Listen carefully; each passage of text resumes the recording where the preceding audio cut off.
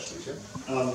Did I hear rightly that her eyeballs, they don't move in the sockets, that's why she has the... Yeah, so we can definitely talk about owl biology and what makes them special. So the eyes do not move in the sockets, it's called fixed gaze. So their eyes are actually forward of their skulls, they're not even in the skull. So you guys being island people have probably seen a dead barnacle on a rock, that little ring of stone.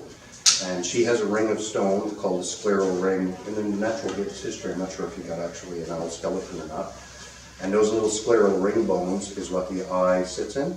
So there's no room for muscle connections or anything like that. And of course the eyes are gigantic for light application for night hunting. And if we had owl-sized eyes, we would have eyes like big Florida oranges. Essentially, they'd be just big, massive globes in front of your face. And then her ears are also very specialized. Most people think about the night vision ability of owls, but their ears are actually more important than their eyes for night hunting. The barn owl, where more studies have been done, they actually create an obstacle course in a blacked out barn, and they release a mouse. So the owl can fly through the obstacles and catch the mouse. So science says some light's getting in that we can't perceive, and they can. So they take black contact lenses, put them in the owl's eyes. So it's physically blind at this point. They release it. It still can move through the obstacles and catch a mouse. So they know a barn owl while flying can hear a mouse's heartbeat. So they know how they can hear the mouse to find the target, but how do they fly through the obstacle course that's changed every time they're released in there? So science believes that they can actually feel the barometric pressure change in those little facial whiskers as the air gets thick as they approach targets. They say humans can too. If we close and walk towards a wall and say stop when you think you're close, we can feel the pressure, but these guys are flying in the dark if they hear that. And then their ears are directional. So this is her ear right here. Her horns are down right now because she's never been in this room before, and she's actually molting her horns, so she's growing in new ones. But this dark line on her face is her ear. And Shakespeare, the one-eyed owl, will let me show people. Can I stretch your ear? So, it's a big flap in here, and you can see the back of her eyeball through her ear. And owl's ears are not equally spaced. One's a little higher and one's a little lower.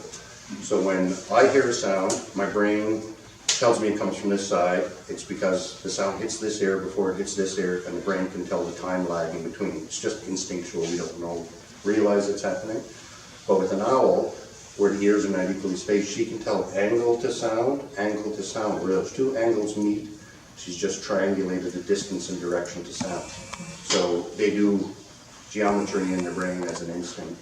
So she can always, when she's flying, and the reason she can hear those sounds on the ground while she's flying is because owls are the only birds that can fly with complete silent flight.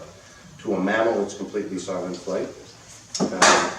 Some of the birds might be able to hear it, and bats and stuff like that, but essentially how she does that is her big old wing, on the leading edge of the wing, there's little tiny hair-like apparatus that stick off, and they almost look like eyelashes, and all the big primary feathers have them on the edge.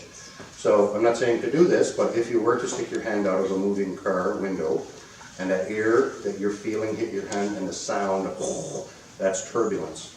And when that turbulence goes over the wing and goes through those little tiny ears, it becomes microturbulence, and mammal ears are not refined enough to hear microturbulence. So they essentially cancel out all the sound from their flight, which lets them hear their targets. And once her face stays locked to the target, her face will stay like a satellite dish tracked on that target. Even if the wind is buffeting her and moving her body around, her face will stay locked.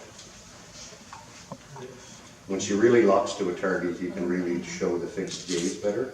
She's only kind of looking right now. She doesn't have something specific she's looking at. So that's a bit about their biology.